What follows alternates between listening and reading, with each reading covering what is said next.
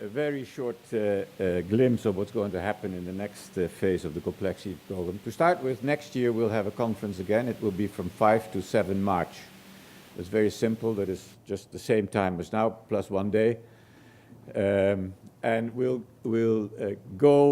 try to prolong the tradition that we had this year, that we started, actually we started it last year and we continued it this year, to have part of the conference also have a concert.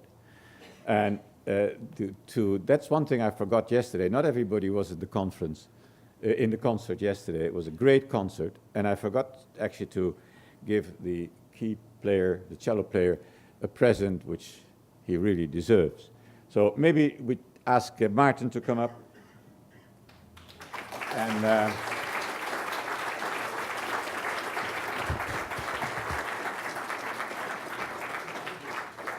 this is not the same present that all the speakers got. That is, this is a different one, and this is more spiritual in nature, but you'll find out. Martin, thank you very much. I hope next year we'll make you part of a tradition again. I mean, continue the tradition with you. Can I make one comment? Sure. It's not fair to the other player to call me the principal musician. Okay. Just so don't repeat it to him. Okay, so that was the broad outline for next year.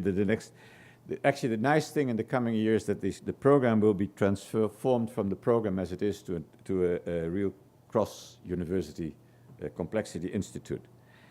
And in that institute, research will start on all the themes that we've been discussing, that I mentioned earlier in my opening speech, and to some of them was made relevance to in the different talks.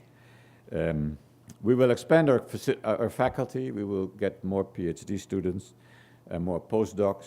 We will intensify collaborations with those institutes that we're already collaborating with, and we will develop new collaborations.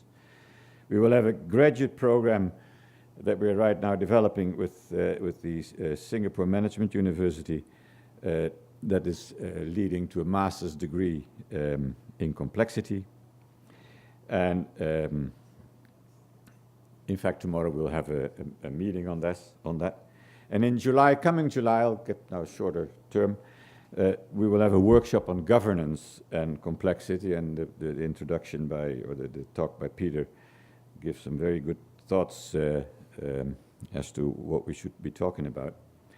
And we will have another meeting in July on the omnipresence of algorithms and what that may mean to us.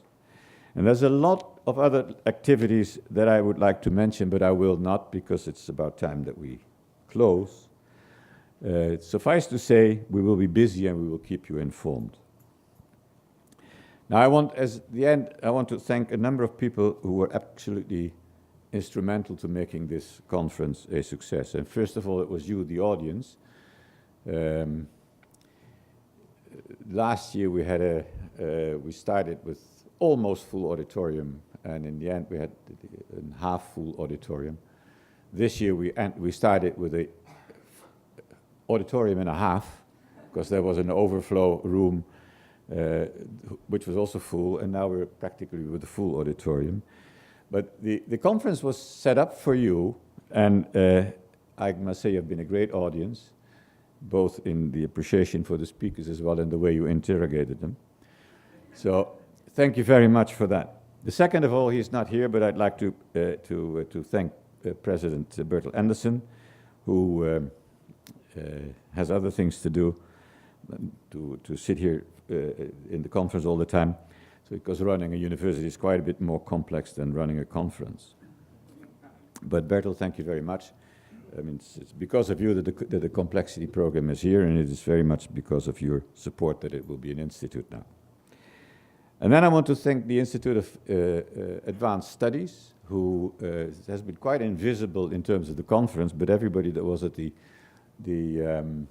dinner on Monday night will appreciate the fact that they sponsored that dinner. And I personally thought it was a very successful dinner. And so, and then fourth, I want to thank the complexity community. It was basically your conference. And we got a lot of help from you. and a lot of input. So thank you. So in other words, thank you all. But last but not least, I want to thank Goy Suan and Karen Chung. That is my staff, so to say.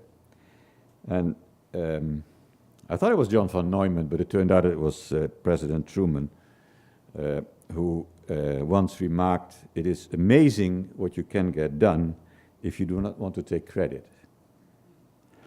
Now, here's a problem. Karen and Suen do not want to take the credit. They do not want to take the credit that they very much deserve. So much so that they have taken it a point that they've threatened to resign if I call them to stage. So I will not call them to the stage, but it was these two marvelous women that really did it all, and they deserve all the credit. So very good.